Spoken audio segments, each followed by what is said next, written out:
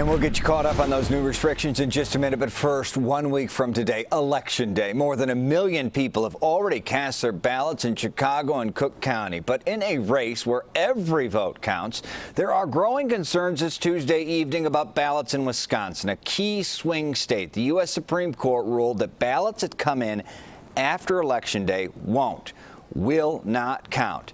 And there are therefore fears of voter suppression, especially in cities that are historically Democratic. A big issue on this Hour 18. Tonight, CBS 2 investigator Dorothy Tucker takes the time to dig in.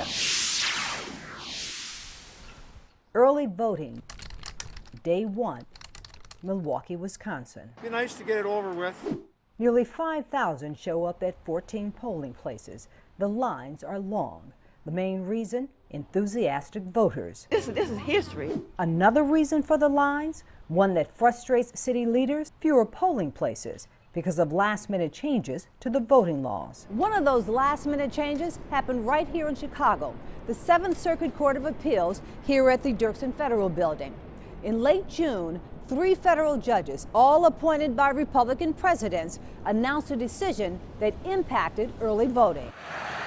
It restricted early voting in Wisconsin to 2 weeks before elections, too late for Milwaukee to add more polling places. In the middle of a pandemic, I think if we had known that it wouldn't be for 4 weeks like we had planned, we would have explored other options. Instead of 14 polling places, says the head of Milwaukee elections, there might have been 25, reducing wait times and lines. I think long lines do discourage people. Wisconsin has a reputation for discouraging voters. We have one of the most extreme and restrictive voter ID laws in the country. Jay Heck is the Wisconsin director of the government watchdog group Common Cause. The 2016 election was the first year the ID law was in effect. Heck says some voters were caught off guard when they didn't have the proper ID. And so a lot of people just gave up and walked away from the polling places. Voting turnout in Milwaukee County alone was 47,000 votes less in 2016 than it had been in 2012. That's a pretty sizable drop-off. President Trump won Wisconsin by just under 23,000 votes. And there's no question that because it's more difficult to vote here, that benefited Republicans and hurt Democratic candidates. What also makes voting difficult in Wisconsin, numerous legal challenges to the voting laws. Since March, 7 lawsuits have been filed, and most are still pending. Oh, it's unfortunate. Michael Haas is the attorney for the city of Madison. His job to fight the lawsuits. There are lawsuits being filed, legal claims to be made, not because there's a valid legal argument, to just throw doubt into the minds of voters. Personally, I think that's concerning. Even events meant to make voting easier come under attack, like in Madison, where voters could drop off absentee ballots in city parks instead of mailing them. The important thing about democracy and voting is it is a grassroots thing.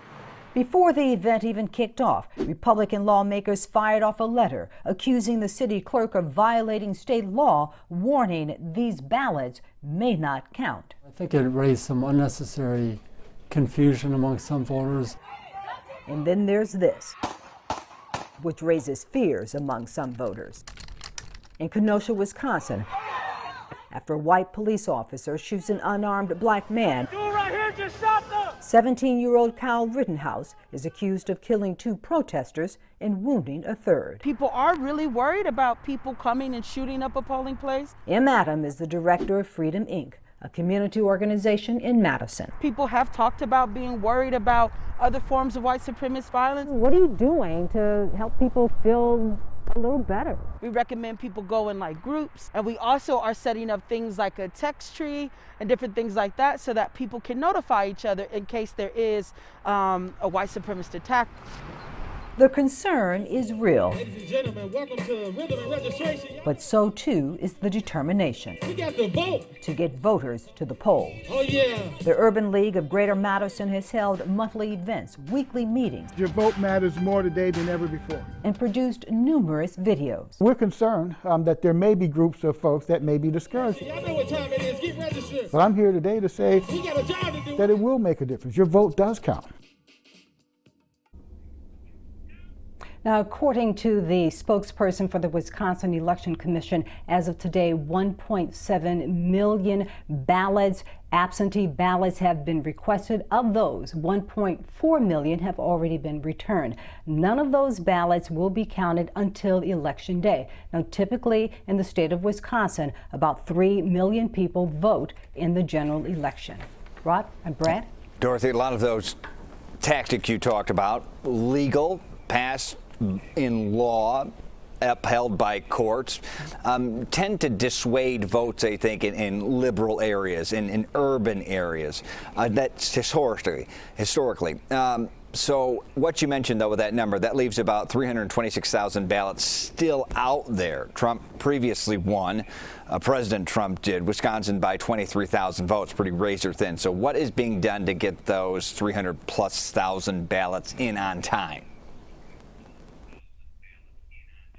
Yeah, good question, because that is a very tall order. State officials, they are using social media to remind voters to return the absentee ballots.